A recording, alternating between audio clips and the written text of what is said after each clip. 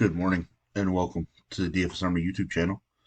I am Razzle11 and you can find me on X at Razzle11Grinds.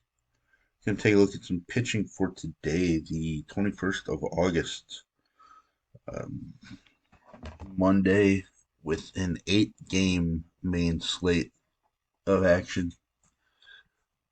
Weather-wise, looks like we're pretty clear. Maybe a slight risk of some rain hitting Oakland. But other than that, it appears we are good to go on the weather front. Pretty hot in Atlanta, 92 degrees roughly. Uh, Otherwise, every other game on the main slate is basically in the 70s. Pittsburgh might cross the 80-degree mark. So taking a look at some pitching, we get Blake Snell at the top,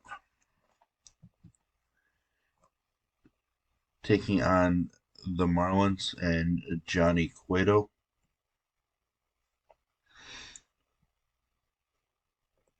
Blake Snell's been pretty strong, obviously all season or most of the season. Shouldn't say all. Started out rougher. Walk's still an issue. Ks have come down a little bit recently, uh, but he's still keeping guys off of the plate. Not really allowing any runs. Don't see a line yet for this game. I wonder if there's some questions about the stadium or whatever after dealing with landfall, hurricane. This game, these two teams played doubleheader on Saturday, I believe, to move Sunday's game up. So um, that's about the only weather issues that we might have to worry about is the status of the ballpark. But Blake Snell certainly at the top for me. Shut down the Marlins first time he faced them, picking up wins, which are important at home. Uh, those 4 points tend to be pretty important at the end of the night, especially if you can get 4 points from one of your pitchers late. That usually jumps you up pretty well. Uh, Luis Castillo against the White Sox, a minus 190 road favorite. I am interested. I don't love his road numbers. Seems to be a little different of a pitcher on the road. More home runs per inning, less Ks, far more base runners. He's coming off a rough road start against Kansas City. Uh, so his last two road starts, he's gone 13 innings and allowed 11 runs. Certainly always capable of a big performance. Did dominate Arizona on the road. Um, really strong against Minnesota on the road. Dominated Houston on the road. So he's certainly capable. So he's definitely going to be in my pool this evening. Jordan Montgomery on the road against Arizona, a minus 155 favorite. Total approaching 10 in that game. Uh, Arizona lit him up earlier this season. He's he's looked pretty decent. He's coming off a ridiculously strong game for the Rangers. He's given up just 5 runs in his 3 starts with the Rangers.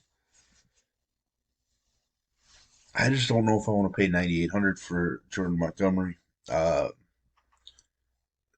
he's a decent option. Arizona has been struggling for the most part in the second half, and I guess it is a price drop. He was just 11K, which I didn't play him at 11K, and I wish I would have. Looking at the 30 fantasy points, but we make decisions and live with the outcomes afterwards. Lucas Giolito, no thanks. I think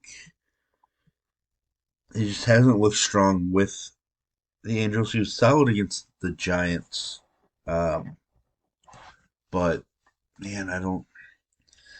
The Cincinnati team is so Jekyll and Hyde. The Angels are a minus 125 favorite in this one, so maybe I am a little interested, but I know there's strikeouts in the Cincinnati lineup, but uh, they have plenty of upside against right-handed pitching. So I guess right now I'd put Giolito kind of on the borderline. He and Montgomery, the way I feel about both of them is, kind of indifferent, I guess, at this point. They may make it, they may not. We'll just kind of see how my pool comes together as the day goes on. Um, if I had to guess, probably one of them makes my pool, with the upside to have both of them.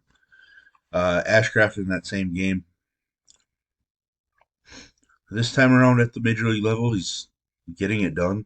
Um, 3 runs or less in every start since the end of June.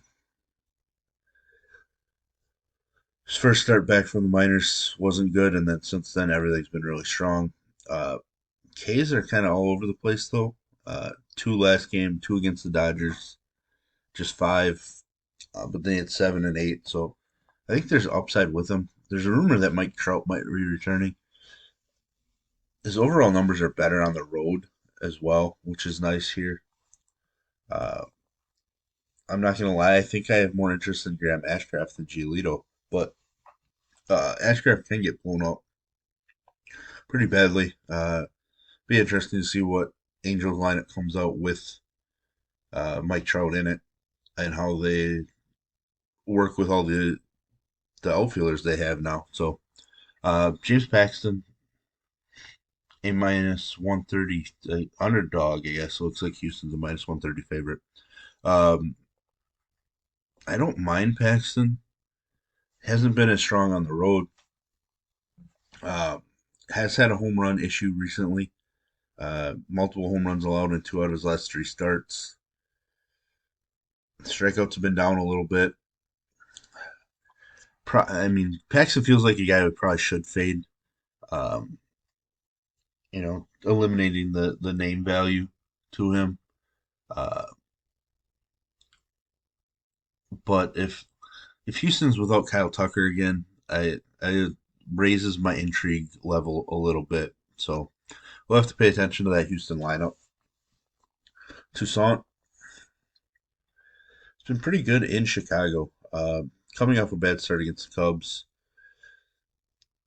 but he's had some strong starts, kind of all over the place. Taking on a Seattle squad that strikes out a ton. Big issue here though is 14 walks over his last 3 starts. I don't like those trends. 4 or 9 strikeouts in each of his last 4 starts. So uh, basically, kind of know early if he's going to be on or not, based on picking up a strikeout or two in the first inning. But I like the matchup for K upside. I really do. Some of the Seattle bats have been pretty hot. They started out hot yesterday in the game, and then they kind of faded. So interesting to see. I think Toussaint's in play because of the upside, the K upside, but he's probably more like a 10% play for me, uh, especially because we have Alan Winans priced similarly uh, for Atlanta. He dominated this Met squad the last time he pitched in the majors. Uh, I don't really expect him to dominate the same level, but he looked good against Milwaukee in his debut. Only going 4 1/3 though. Uh, I think he's pretty strong. Um, I wonder if he made a start when he went back down or not because it's been 9 days. So I'm gonna have to dig into his most recent outings in the minors to make sure he's coming in on normal rest or a normal schedule, I guess. So I like him. He's been pretty impressive to me, so I have no problem going with him at all. Christian Javier pitching at home where he's been much better, but I don't really know that I want to use a pitcher against Boston right now either. Uh, Especially Javier, who hasn't been overly sharp. The K's haven't been there. I think we can pass on Javier and not feel terrible about it. Paul Blackburn has been at his best at home, allowing just 3 home runs in 37 innings, more than a K per inning at home. Uh, 0 runs allowed in 2 out of his last 3 starts. I know Kansas City went on a little hot stretch with their offense, but I think they've cooled down a little bit. Oakland is actually a minus 130 favorite in this game. I think Blackburn makes a ton of sense in this matchup. There's some K upside, so I think Blackburn makes a lot more sense to me than a guy like Christian Javier in a tougher matchup whose Ks haven't been there, etc. So uh, I can't believe I'm going to be using an Oakland pitcher, but here we are. That's really it. I think we have to consider Drew Rom here, maybe more than consider him. Um, he's a little older in the prospect world, if I remember correctly. Uh, but he was part of the Jack Flaherty trade. Uh, Made 2 great AAA starts for St. Louis, getting the call up to make his major league debut. He's min priced. He's against a weaker Pittsburgh squad. Interesting what the line will be. I don't see one at the moment, but at min price, a regular starting pitcher. Uh, it's about the only time that I look at a price point and think, all right, that there's value there. Um, Especially on this slate where it isn't a ton of slam dunk pitching options. Uh, I think we can get away with relying on a mid price pitcher. Plus, he's going to make a regular start. So, uh, to me, it's close to a no brainer, especially because he's getting a weak offense on the opposition. Now, I do wish he was right handed against Pittsburgh. They do have some guys that can hit left handed pitching a little bit, but Dallas Keuchel just shut them down yesterday as a lefty, so uh, that could be a good thing, or it could bring them in to be a little more prepared for a left-handed pitcher. But Rom at 4K just makes a ton of sense to me, especially for the people that are going to be stacking Atlanta. It's going to be a popular play with Atlanta stacks. Um, so I guess you can adjust from there and kind of gain leverage that way too. If you really wanted to try to avoid using Rom with Atlanta. But there we have it. There's the first look at pitching. If you enjoy what I bring to you, please hit the like button, hit the subscribe button, turn the notification bell on to get the alert anytime we drop videos here at DFS Army.